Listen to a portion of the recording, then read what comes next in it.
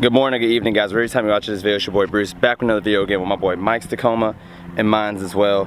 I just put on a Meso Customs Ultimate tail lights, and he has the total tail lights right here. Beautiful, beautiful, beautiful. Both are Meso Customs. Both gonna get in details in case if you want these tail lights, the Ultimates, or the total tail lights. Let's get to it.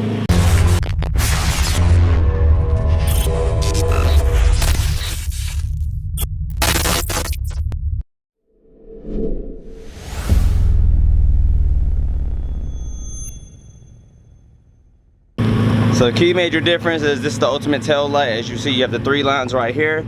It's also sequential. I'll show you guys that later in the video. Also, you have a bright reverse light down here. And then coming to Mike's Tacoma over here, you got the total tail light, which Tacomas usually have the half C right here, but it's the full C now. And when you hit the brake, this light is very vibrant when it comes at you. This light below here is a reverse light slash amber turn signal, so you get 2 for 1. So if you have a stock tail light and you don't want to spend money on the Ultimate tail light, you can do this setup, which is, you know, a little bit more bang for the buck. As you can see, amber right here, the amber, and then you have, as you can see, this is the reverse light for the Ultimate tail light right here. Very white, very vibrant, very nice. And you also get that amber turn light when you turn it on. So that's something to think about right there. If you don't want to go spend a whole bunch of money, get this right here. And then you have the sequential, as I was saying right here. So as you can see, the apparent difference. Turn signal right there, the amber. That turns that whole bottom light right there to amber. Or you can go Ultimate. So it's up to you guys really what you want and what you prefer. But bang for your buck either way you want to go. You can't go wrong with Meso Customs at all. And then I'm gonna show you guys the reverse light. So as you can see, the reverse light is on. It's right here. It's very bright, very vibrant. You see how these lights are kind of similar to the new Tundra. The Tundra might have copied off of this, I don't know, but it looks good. So in the front here, if you guys didn't notice, yes, I'm adding this into the video. We have the Baja Designs fog lights right here on his, which are very, very bright.